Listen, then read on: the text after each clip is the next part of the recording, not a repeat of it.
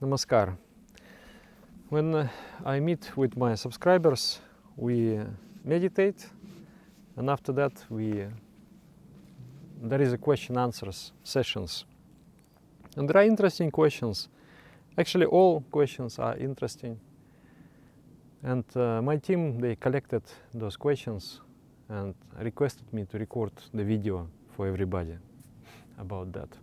When I was browsing through those questions, first question was about love. And I thought, oh, so many times I've spoken about it. Maybe I should skip it. But then I thought that no, it is interesting. Love is the most interesting thing. What is love? Is there really love between man and woman? Is there really a love of mother towards a child, or is just an instinctual expression? Or is there a love between Supreme Consciousness and its creation? Or it is just like an interest of an experimentator, of a scientist or researchers towards the processes which are going on in the Petri plate, no? So those are really interesting questions. What is love? Love is the force of harmony. Two forces operate in the universe. The force of chaos, entropy, and the force of harmony. What is harmony? Like there is a car. The car consists of so many objects, so many details. And those objects, they working together in harmony. There is an engine, there are wheels, there is a steering wheel, so many, and lights. All of those details, they are all working for a greater purpose, and that is called harmony. In the biological evolution, first the unicellular organism has appeared. And then, as the life evolved, unicellular has become multicellular organism. And now a human body is about 30 trillion cells working in harmony. 30 trillion cells. Can you believe it? Incredible, unbelievable. 30 trillion cells working for greater purpose, to enable the functioning of human mind, of human consciousness. The force that holds all those cells together is the force of love. When man and woman unite, creating the family, what happens? And also the cells in the body. When the cell merges with another cell, creating a new organism, the cell loses, to some extent, its individual identity, and they create a greater identity of the bigger organism. So similarly, when man and woman unite in a family, they create a greater organism, which is called family. And they lose themselves to some extent. We have to, when we make a family, we have to renounce some of our freedoms, and then we have to take some responsibilities. So it is kind of maybe uncomfortable. So there has to be, if there is no love, then the family becomes a prison, becomes a jail, that my passion have put me into that jail. My desire, my attraction, my instinct, my emotional needs attracted me to the person, and then I have found myself in jail. That's what also family can be. But if there is love, then that existence together becomes blissful. That is why the family is very advisable for a spiritual person, because in family the ego receives a blow. Ego breaks. There is this poet Rainer Maria Rilke. He says, "Oh God, break me open, because when I am closed, I am false. Break my ego. Let me open." What is ego? Ego is my I want, I do not want, I like, I dislike, I fear. Those small feelings, they weave a cocoon around us, and we exist in that cocoon like a molecule, a small thing. The spirit gets imprisoned in that capsule of smallness. And when we create a family, it breaks, it opens up, and the spirit is able to shine through. And that shining through is experienced as bliss, which is called love also. So definitely there is love between man and woman. But that love also, as I said, family can be just like a jail, and family can be a beautiful, blissful existence. It depends how one creates a family. If one feels that I am incomplete and I need somebody, I am unhappy and I need somebody to become happy, that is the path to the suffering. But if one completes himself or herself through an effort, that effort is called sadhana, special effort to complete myself, I need to become happy. When I am happy already, I'm already happy. And doesn't matter, maybe I'm with someone, I'm happy. I am without anyone, I'm also happy. I'm fine. So from that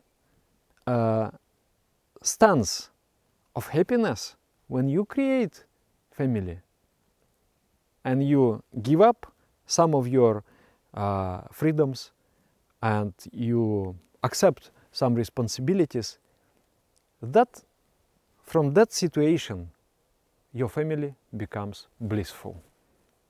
Then you enter into the flow of bliss. You go beyond yourself, and that going beyond yourself is a transcendental experience of love. So there is love between man and woman, but now in current socio-economic framework there are so many divorces, because the individualistic existence is so much emphasized. What I want, I don't want, it becomes paramount. It becomes all in all. So people don't understand that family is not about fulfilling those egoistic needs of yours. And many times people now asking, why do I need to create family? I just can have a girlfriend and then, we meet sometimes, and there is no understanding that it is not for fulfilling the needs. It is much more. It's not about getting, it is about giving.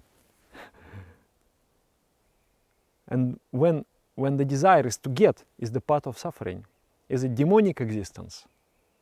And when the desire is to give, is the path of bliss. Interesting, paradoxical. If you have filled yourself up with the inner happiness, and then you are searching for someone to give that happiness of yours to that person, to transfer that happiness of yours to another person, then your happiness is going to multiply and multiply and multiply. You enter into the blissful existence. You create a greater existence. You are not anymore individual. You are something more, something bigger. That's the family. So, of course, possible. And there is love between men and women. There is such a thing.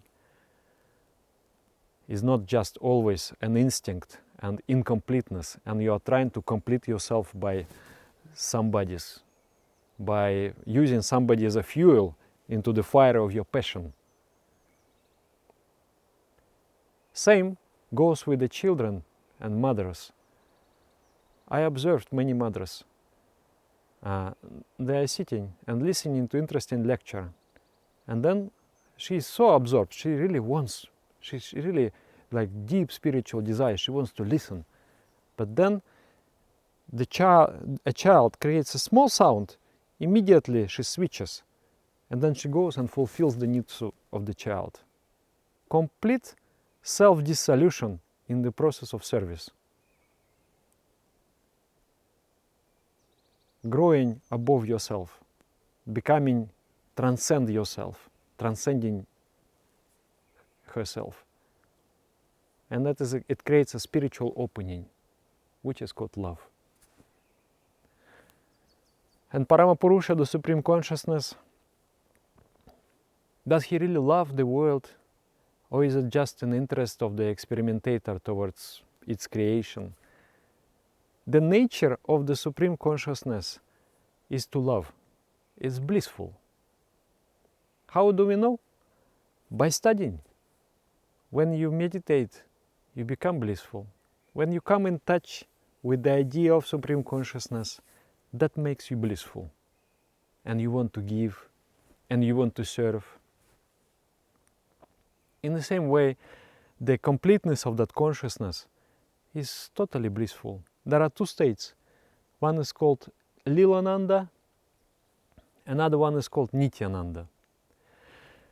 When the Supreme Consciousness witnesses the created universe, witnesses the beauty, admiring the beauty of this world, seeing the play of the forces in this universe, that gives him a bliss. That bliss is called Lilananda, enjoyment of the cosmic play. And then another bliss is the enjoyment of the self. When there is no movement, there is no creation, just